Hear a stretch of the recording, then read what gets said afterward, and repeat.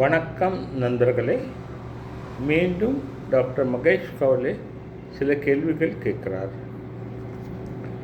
அனைத்து சம்பளம் வாங்குறவங்களுக்கு ஒரே ஒரு மேட்டர் தெரியும், மாத கடைசி இருக்குது.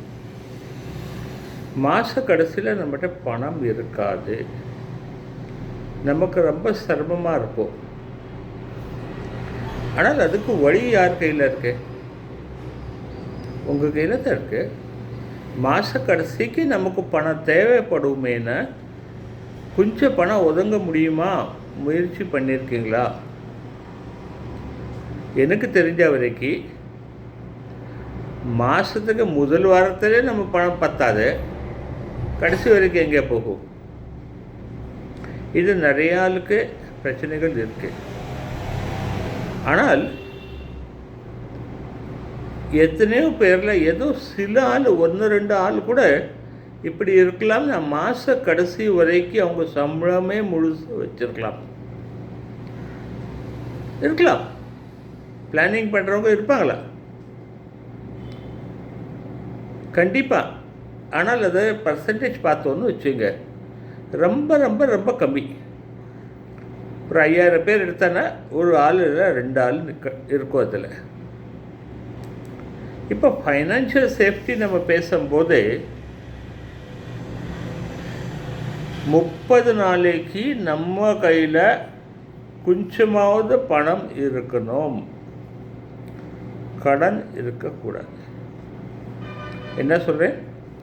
கடன் இருக்கக்கூடாது. இப்போ நமக்கு இதே ஒரு பழக்கம்,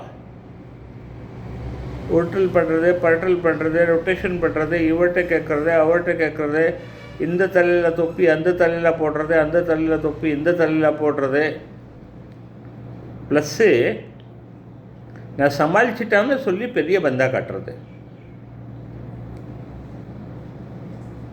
என்னால் எல்லாம் முடியும், என்னால் செய்ய முடியும் எல்லாமே, நான் உருட்டல் பரட்டல் பண்ணுறேன், மக்கள் நம்பி எனக்கு காசு கொடுக்குறாங்களா,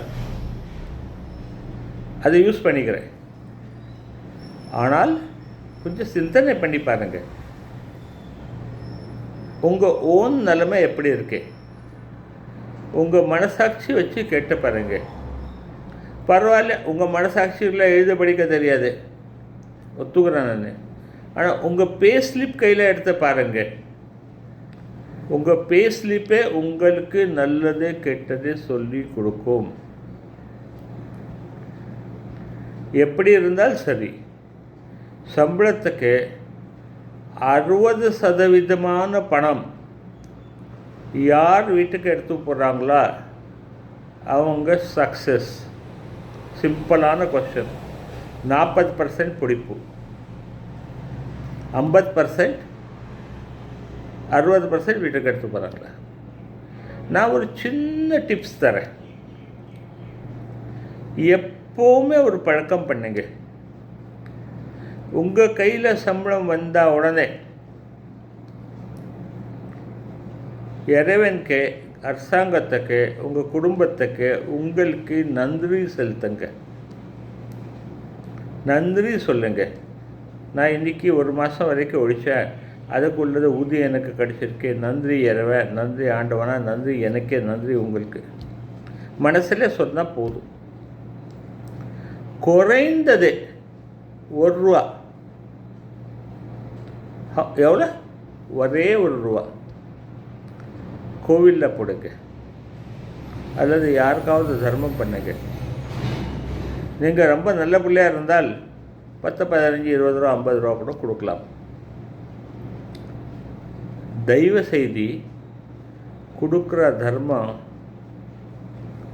ஒன்று கோவில் ஹுண்டியில் போட்டோ, இல்லைன்னா யாராவது ஏழைக்கு ஒரு உணவுக்கு இருக்கட்டும், இல்லை வாய் தெரியாத வாய் பேசாத ஜீவனங்களுக்கு உணவாக இருக்கட்டும். உங்கள் சாப்பாடு சாப்பிட்டு உங்களுக்கு திட்டுற மாதிரி ஆள்கிட்ட கொடுக்காதுங்க. அப்படி இருக்காங்களே நிறையா. நம்மகிட்ட சாப்பிட்டு நமக்கே திட்டுவாங்களே, நம்ம அவருக்கு விட்டு தர மாட்டோம், திரும்பி நம்ம அவர்கிட்டே போவோம். ஏன்னா நம்ம கூட்டாளி. தயவு செஞ்சு அதை பார்க்காதீங்க. 2வது, யாருக்கு தர்மம் பண்ணுறீங்களோ அதுலேருந்து நம்ம எதையுமே பதிலாக எதிர்பார்க்கக்கூடாது. எதுவுமே ஆசீர்வாதம் வேணாம், நல்லது வேணாம், கெட்டது வேணாம், ஒன்றுமே இல்லை.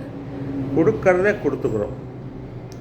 இதுதான் முதல் படி. நண்பர்களே, மீண்டும் பேசுவோம். நன்றி, வணக்கம்.